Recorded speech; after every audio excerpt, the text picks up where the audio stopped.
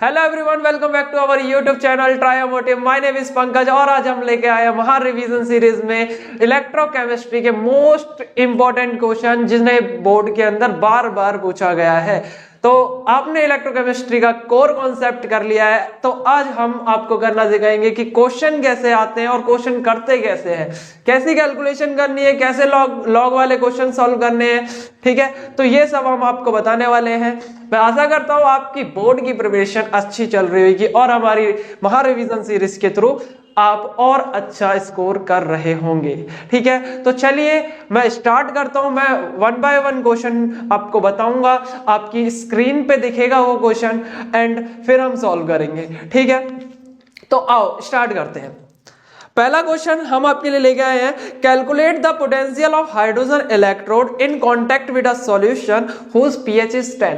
एक सॉल्यूशन दिया है जिसका पीएच 10 है और आपको बताना है पोटेंशियल ऑफ हाइड्रोजन इलेक्ट्रोड। कैसे निकालोगे इस क्वेश्चन को? आपने स्क्रीन पे क्वेश्चन देख लिया होगा। चलो आज सॉल्व करते हैं हम पहला क्वेश्चन।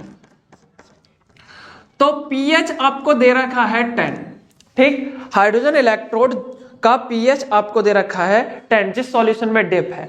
तो पीएच से आप क्या निकाल सकते हो? पीएच से आप हाइड्रोजन आयन कॉन्सेंट्रेशन निकाल सकते हो। जैसा आपको फॉर्मूला याद होगा कि pH is equal to negative logarithm of H plus ion concentration. और सेकंड क्या है, H प्लस आयन निकालना है तो 10 to the power negative pH. ये आप पढ़ चुके हो।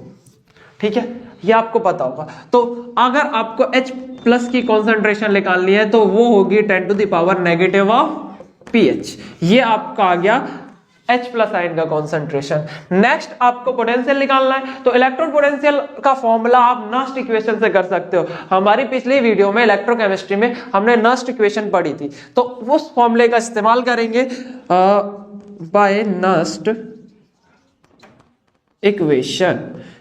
नस्ट इक्वेशन से आप पोटेंशियल निकालोगे। नस्ट इक्वेशन आपने पिछली लेक्चर में देखी होगी। इसका फॉर्मूला आता है E of H positive to H2 is equal to E naught of H positive to H2 negative 0.0591 divided by n logarithm of 1 upon H positive. ये आपको नस्ट इक्वेशन आनी चाहिए। ठीक है, तो इस नस्ट इक्वेशन में आप अब वैल्यूज पुट करोगे। आपको पता है standard electron potential of hydrogen ion is 0। ये हम मेजर करते हैं, इसको हम बेस मान के चलते हैं कि स्टैंडर्ड हाइड्रोजन पोटेंशियल 0 होता है। इसी से हम रेफरेंस लेते हैं, रेफरेंस इलेक्ट्रॉन की तरह भी काम करता है। ठीक है, तो ये 0 हो जाएगा, नेगेटिव 0.0591। आयन एक्सचेंज, कितने नंबर ऑफ इलेक्ट्रॉन एक्सचेंज हो रहे हैं? 1 होते हैं, तो 1 लिख दोगे। Logarithm of 1 upon H plus ion आपने निकाल दिया है, 10 टू द पावर -10 आएगा। ठीक है, अब इसको सॉल्व कैसे करते हैं बच्चों? लॉग के क्वेश्चन को सॉल्व करना थोड़ा सा डिफिकल्ट लगता है। ठीक है, तो आज मैं आपको बताता हूं कैसे आप इजीली सॉल्व कर सकते हो इनको। देखो, आप ईएमएफ ऑफ द सेल निकाल रहे हो is equal to negative 0.0591 upon में आपका 1 आया था, वो खत्म हो गया आपका। ठीक है, लॉगरिथम ऑफ 1 अपॉन क्या है? 10 टू द पावर -10 है। 10 टू द पावर -10 को अगर आप ऊपर लेके जाओगे तो पावर पॉजिटिव हो जाएगी। अगर पावर नेगेटिव है और वो नीचे लिखी हुई है, इसको अगर ऊपर लेके जाते हो आप तो ये पॉजिटिव हो जाएंगे। तो आप क्या लिखने वाले हो? Negative 0.0591 logarithm of 10 to the power -10। ठीक है, अब प्लस 10। ठीक है, अब +10। तो log 10 की वैल्यू को सॉल्व करना है। तो अब कैसे सॉल्व करोगे इसको? log की एक प्रॉपर्टी होती है, log 10 बेस समथिंग होगा, तो ये जो पावर्स है वो निकल के बाहर आ जाएंगी। ये पावर्स बाहर निकल के आ जाएंगी, x log 10 और log 10 की वैल्यू 1 होती है। ठीक है, तो वैल्यू आपकी x आ जाएगी। ये याद रखना कैसे सॉल्व करते हैं। इसके अकॉर्डिंग अगर आप सॉल्व करते हो तो क्या आ जाएगा? नेगेटिव 0.0591 10 टू द पावर 10 है, तो 10 बाहर निकल के आ जाएगा, बाकी का क्या बचेगा? log 10 बचेगा। log 10 की वैल्यू 1 हो जाएगी। अब आप 0.0591 को मल्टीप्लाई बाय 10 करोगे तो कितना आएगा? नेगेटिव 0.591। ये आपका वोल्ट में आंसर आ जाएगा, ईएमएफ ऑफ द सेल। ठीक है, समझ गए? अब चलते हैं हम अपने नेक्स्ट क्वेश्चन पे। तो अब हम करते हैं क्वेश्चन नंबर 2। क्वेश्चन नंबर 2 में ये टाइप है match the column type. Match the column type question भी आपके बोर्ड में पूछे जा रहे हैं, तो हम उस टाइप का भी एक सवाल कर लेते हैं। ठीक है, तो मैच द कॉलम में आप स्क्रीन पे क्वेश्चन देख रहे होंगे, कॉलम 1 एंड कॉलम 2 करके दिया हुआ है। कॉलम 1 में कुछ क्वांटिटीज दे रखी है, कॉलम 2 में उसकी यूनिट दे रखी है। तो आपको ये मैच करना है कि क्वांटिटी की यूनिट क्या होगी। ठीक है, तो इंपॉर्टेंट क्वेश्चन है, ध्यान से देखना। जो आपको दे रखा है ए में, वो है मोलर कंडक्टिविटी। मोलर कंडक्टिविटी की आपको यूनिट पता होनी चाहिए। मोलर कंडक्टिविटी की यूनिट है साइमन सेंटीमीटर स्क्वायर पर मोल। इससे आपको मैच करना है। ठीक है, सेकंड जो आपको है, सेकंड क्वेश्चन में दे रखा है आपको B point, that is E cell. E cell को आपको किससे मैच करना है, देखो जरा। ई सेल की यूनिट होती है वोल्ट, तो V लिखा हुआ है तो उससे आप मैच कर दोगे। नेक्स्ट सी पॉइंट जो है कंडक्टिविटी, काप्पा। सी लिख रखा है आपके में कंडक्टिविटी काप्पा, तो काप्पा की यूनिट क्या होती है, साइमन पर सेंटीमीटर। क्या होती है, साइमन पर सेंटीमीटर। ये आपको पता होना चाहिए। Last is G D, last is G star. G star का मतलब क्या है, जी स्टार का मतलब है सेल कांस्टेंट। ठीक है, एल अपॉन में ए, आपने पिछले वीडियो में पढ़ा होगा, एल अपॉन ए को सेल कांस्टेंट बोलते हैं। तो सेल कांस्टेंट की क्या यूनिट होगी बताओ, सेल कांस्टेंट की यूनिट क्या होगी, एल अपॉन ए आपने पढ़ रखा है। तो एल मतलब कि लेंथ है, लेंथ की यूनिट मीटर होती है। ए आपका एरिया है, इसका मीटर स्क्वायर होता है, मीटर से मीटर कट जाएगा, 1 अपॉन मीटर, दैट इज पर मीटर इज योर आंसर। ठीक है, दैट इज ऑप्शन नंबर 2। तो ये आप मैच कर लोगे, ए का थर्ड, बी का फोर्थ, सी का फर्स्ट एंड डी का सेकंड। ठीक है, तो इस तरीके से आप इस क्वेश्चन को सॉल्व कर सकते हो। ठीक है, तो क्वांटिटी आपको आनी चाहिए। अब हम स्टार्ट करते हैं नेक्स्ट क्वेश्चन। अब करते हैं हम क्वेश्चन नंबर 3। क्वेश्चन नंबर 3 भी एक मैच द कॉलम टाइप है, बट थोड़ा सा डिफरेंट है। क्या डिफरेंट है, क्वेश्चन नंबर 3 के अंदर आपको दे रखा है कुछ क्वांटिटीज और उसके बारे में पूछा है, क्या वो क्वांटिटी एक्सटेंसिव है, क्या वो इंटेंसिव है, किस पे डिपेंड करती है। ठीक है, ऐसे कुछ क्वेश्चन दे रखा है। तो मैच द कॉलम टाइप है, ये भी इंपॉर्टेंट क्वेश्चन है। तो फर्स्ट जो इसमें दे रखा है that is molar conductivity. Molar conductivity के बारे में फिर से आपको पूछा है, तो मोलर कंडक्टिविटी किसके साथ बढ़ती है, किसके साथ घटती है, ये बताना। मतलब डाइल्यूशन के साथ बढ़ती है या घटती है। तो आप बोलोगे कि molar conductivity increases with dilution, increases with dilution. जैसे जैसे डाइल्यूशन करोगे मोलर कंडक्टिविटी बढ़ जाएगी। ठीक है, क्या होता है डाइल्यूशन करने पे नंबर ऑफ आयन पर यूनिट वॉल्यूम बढ़ जाते हैं। ठीक है, इसलिए ये भी बढ़ती है, तो ये आपको पता होना चाहिए। ऐसे ही बी में दे रखा है आपको ई नॉट सेल। बी में आपको क्या दे रखा है, E naught cell. E naught cell एक एक्सटेंसिव है या इंटेंसिव प्रॉपर्टी है, ये आपको बताना है। आपको पता होगा एक्सटेंसिव और इंटेंसिव प्रॉपर्टीज के बारे में। एक्सटेंसिव प्रॉपर्टी वो प्रॉपर्टीज जो मास पे डिपेंड करती है ना, इंटेंसिव प्रॉपर्टी मास पे डिपेंड नहीं करती, वो नेचर पे डिपेंड करती है। आपने ये पढ़ रखा होगा। तो E naught cell is the extensive property, ये आपको पता होना चाहिए। Extensive property. ठीक है, तो इसको आप मैच कर दोगे एक्सटेंसिव प्रॉपर्टी से। ऐसे ही ऑप्शन नंबर सी के अंदर क्या है, काप्पा दे रखा है आपको, काप्पा कंडक्टिविटी। तो कंडक्टिविटी क्या है, कंडक्टिविटी डिपेंड किस पे करती है, तो ये आपको बताना है। It is depends on the number of ions per unit volume, number of ions per unit volume पे डिपेंड करती है। ठीक है, ऐसे ही आपके पास डी ऑप्शन है। डी में क्या दे रखा है आपको gives free energy of the cell दे रखी है। तो गिव्स फ्री एनर्जी क्या है, एक एक्सटेंसिव प्रॉपर्टी है।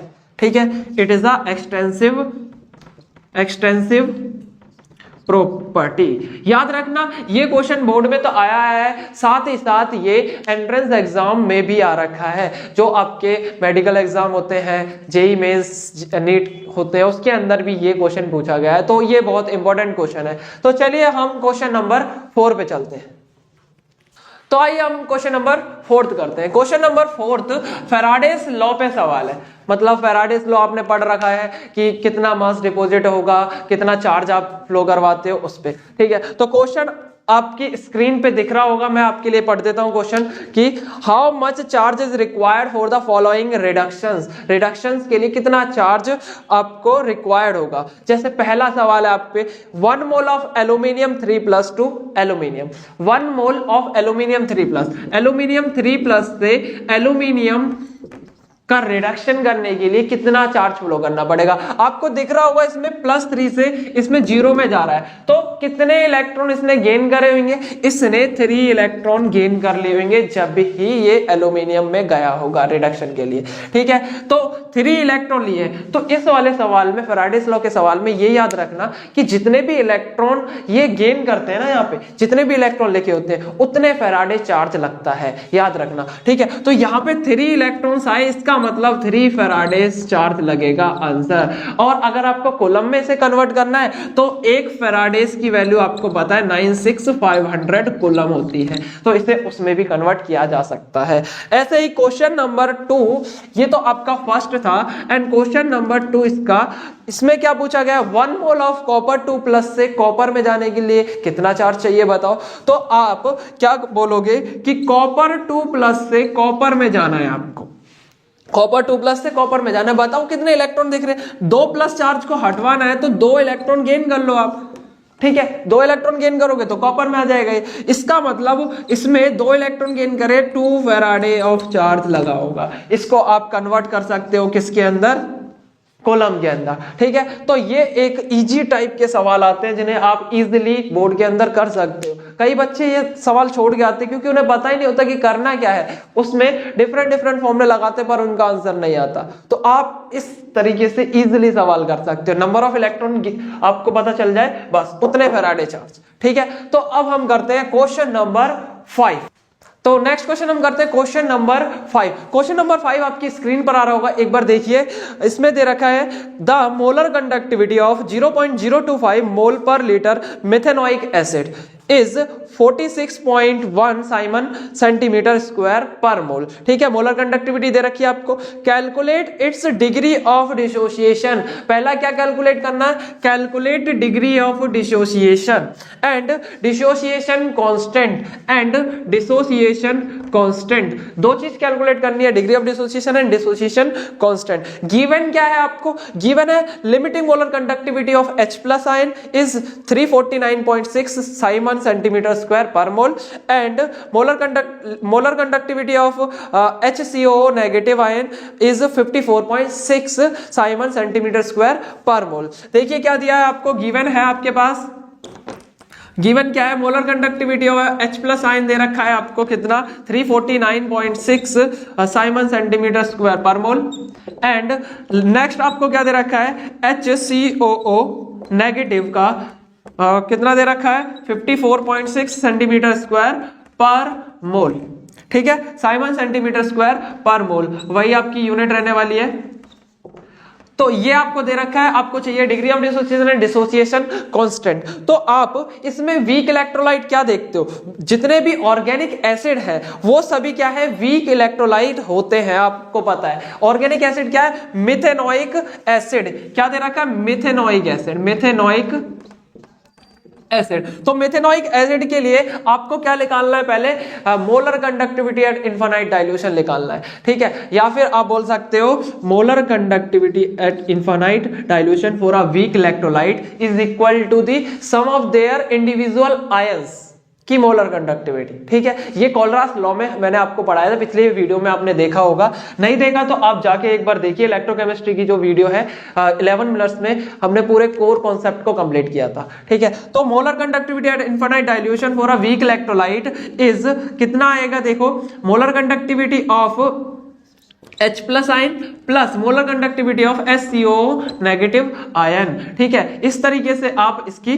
Molar conductivity at infinite dilution निकाल सकते हो। तो कितना होगा देखो, 349.6 प्लस में 54.6। जब इसको आप सॉल्व कर लोगे तो आपका आंसर कितना आएगा, आपका answer 404.2 Simon centimetre square per मोल आ जाएगा। ठीक है, ये आपकी क्या गई, इनफाइनाइट डाइल्यूशन में मोलर कंडक्टिविटी। ठीक है, फॉर अ वीक इलेक्ट्रोलाइट। अगर ये आ गई आपके पास, देन आपको अब क्या चाहिए, डिग्री ऑफ डिसोसिएशन चाहिए आपको। सवाल के अंदर एक चीज और दे रखी होगी, अगर आपने ध्यान से पढ़ा तो उसके अंदर एक चीज और दे रखी है जो है आपकी मोलर कंडक्टिविटी भी दे रखी है। आपको क्या दे रखा है, और मोलर कंडक्टिविटी भी दे रखी है। कितनी दी है वो मोलर कंडक्टिविटी? 14.16 मोलर कंडक्टिविटी भी दे रखी है। अच्छा, इस सवाल में आपको नहीं लगता है इसमें कोलरास लॉ का एक एप्लीकेशन है, जिसमें आपको क्या निकालना होता है? Degree of dissociation and dissociation constant. Last video में मैंने पढ़ाया था, ठीक है। तो देखो, अब आप डिग्री ऑफ डिसोसिएशन का एक फॉर्मूला जानते हो, क्या है इसका फॉर्मूला? मोलर कंडक्टिविटी अपॉन में limiting molar conductivity infinite dilution, ये आपका फॉर्मूला हो जाएगा। नेक्स्ट, जब इसकी वैल्यू पुट करते हो आप 46.1 divided by limiting molar conductivity जो आपने कैलकुलेट करी है 404.2, ठीक है, तो आपका आंसर कितना आने वाला है? जब इसको आप सॉल्व करते 0.114 आपका आंसर आ जाएगा। तो अल्फा आपके पास 0.114 आ गया। अगर आप इसे परसेंटेज में कैलकुलेट करना चाहते हो तो आप क्या करोगे? 100 से मल्टीप्लाई कर दोगे। जैसे अगर आपको करना है तो देखो 0.114 इंटू 100 से मल्टीप्लाई कर दो तो परसेंटेज में आ जाएगा। जब इसको करोगे तो 11.4% आपका डिग्री ऑफ डिसोसिएशन हो गया, ठीक है। नेक्स्ट, ये तो आपका पहला आंसर है। सेकेंड आपको क्या निकालना है? Dissociation constant. डिसोसिएशन कांस्टेंट का फॉर्मूला आपको पता होगा, हमने पहले वीडियो में आपको बताया था। इसका फॉर्मूला होता है कितना? C अल्फा स्क्वायर अपॉन में 1 माइनस अल्फा। अब इसमें C क्या है? कॉन्सेंट्रेशन। कॉन्सेंट्रेशन भी सवाल में दी गई है। कॉन्सेंट्रेशन कितनी दी गई है सवाल में? 0.025 मोल पर लीटर। मोल पर लीटर आपको कॉन्सेंट्रेशन दी गई है। तो इसको आइए पुट करिए और आंसर फटाफट से निकालिए।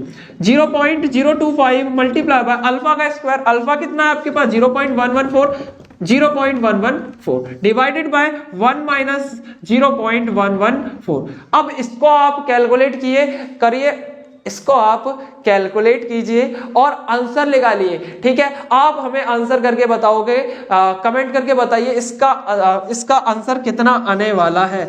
हम आपसे एक्सपेक्ट करते हैं कि आप इस क्वेश्चन को सॉल्व करोगे और आंसर निकालोगे, ठीक है। बाकी का नेक्स्ट वीडियो में हम इसका आंसर बता देंगे आपको। अब आइए नेक्स्ट क्वेश्चन पे चलते हैं, क्वेश्चन नंबर 6, ठीक। तो अब हम करते हैं next question, question number 6। Question number 6 बहुत इंपॉर्टेंट होने वाला है क्योंकि ये नर्स इक्वेशन के ऊपर सवाल है, ठीक है। तो आप अपने स्क्रीन पर देख रहे होंगे कि एक सवाल लिख के आया है, calculate the EMF of the cell in which the following reaction takes place. Reaction क्या है? निकल प्लस 2Ag प्लस, क्या दे रहा है आपको? निकल 2 पॉजिटिव एंड 2Ag, ठीक है। अब इसमें कुछ कॉन्सेंट्रेशन भी दे रखी है आपको, और आपको क्या दिया है? ई नॉट सेल दे रखा है। ई नॉट सेल की वैल्यू कितनी है हम लिख लेते हैं। आइए, गिवन क्या है? E naught cell. E naught cell given है आपका 1.05 वोल्ट, ठीक है। ये गिवन है आपको ई नॉट सेल। एंड कॉन्सेंट्रेशन कितनी है? Ag प्लस की कॉन्सेंट्रेशन 0.002 मोलर है एंड निकल 2 पॉजिटिव की कितनी है? 0.160 है, ठीक है। तो आइए हम सॉल्व करते हैं इसको थ्रू या फिर by Nernst equation. Nernst equation के अकॉर्डिंग आप क्या लिखते हो? E naught cell, E cell बराबर E naught cell minus 0.0591 upon में n logarithm of product upon में प्रोडक्ट की कॉन्सेंट्रेशन अपॉन में रिएक्टेंट की कॉन्सेंट्रेशन। प्रोडक्ट अपॉन में रिएक्टेंट लिखोगे।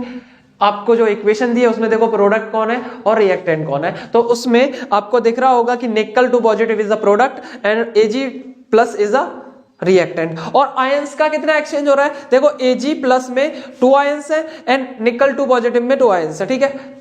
तो 2 आयंस का आपका एक्सचेंज हो रहा है। तो इसमें आपके पास n की वैल्यू कितनी हो गई? 2 हो गई। तो आइए पुट करते हैं हम सवाल में। ये हो गया ई नॉट सेल 1.05 नेगेटिव 0.0591 अपॉन में n की वैल्यू इज 2 लॉगरिथम प्रोडक्ट की कॉन्सेंट्रेशन, प्रोडक्ट इज निकल 2 पॉजिटिव 0.160 अपॉन में reactant is Ag plus that is 0.002, ठीक है।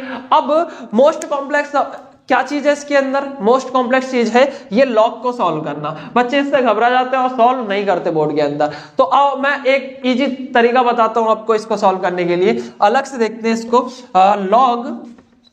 0.160 डिवाइडेड बाय 0.002। ठीक है, तो इसमें आपने एक चीज गलती करेगी, आप गलती बता सकते हो इसमें क्या गलत करा है हमने।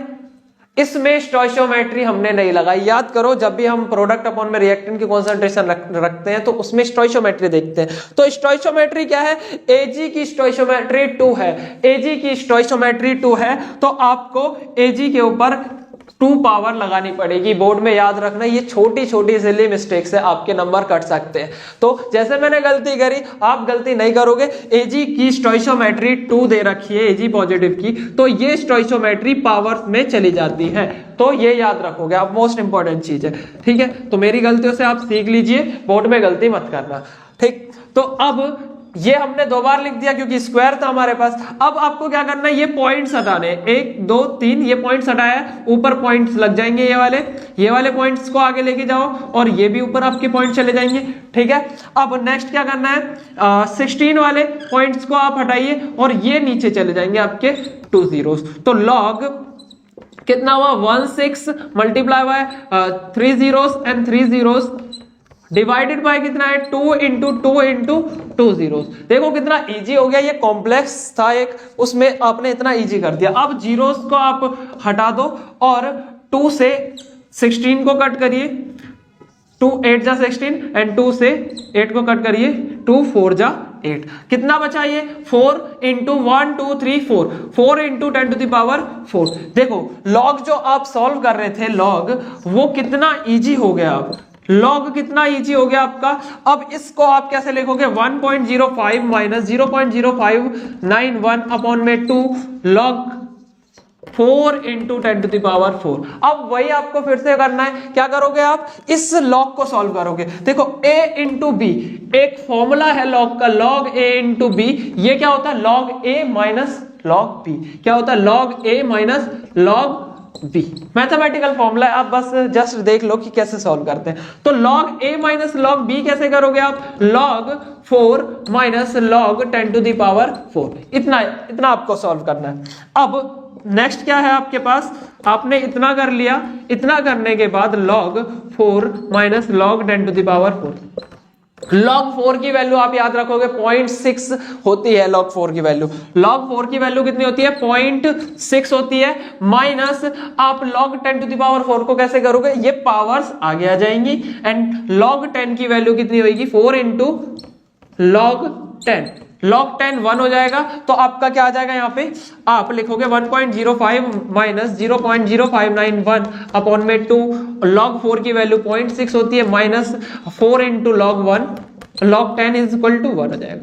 तो ये आपका बचेगा। फाइनली आपको ये सॉल्व करना है, हम आपको कमेंट में पिन कर देंगे आंसर, इसका क्वेश्चन नंबर 6 का हम पिन कर देंगे। आंसर क्या है आप इसको सॉल्व करके बताओगे फाइनली, क्योंकि हम अगर सारा कर देंगे तो आपको सीखने को नहीं मिलेगा। कैलकुलेशन पार्ट बहुत इंपॉर्टेंट है इलेक्ट्रोकेमिस्ट्री में, जो कि आपका ये लॉग वाला भी है। लॉग वाला आपको आ गया होगा, मैं आशा करता हूं कि आप ये चीज कमेंट करके बताएंगे कि आंसर क्या आया। और एक बात ये कि इसी टाइप के और सवाल तुम कर सकते हो, एनसीईआरटी के एग्जांपल्स, एनसीईआरटी के एक्सरसाइज के क्वेश्चन आप सारे कर लो, क्योंकि अब आपको मैंने बता दिया किस टाइप से आपको करने हैं। ठीक है, तो ऑल द बेस्ट, पढ़ाई करते रहिए, मस्त रहिए, खुश रहिए।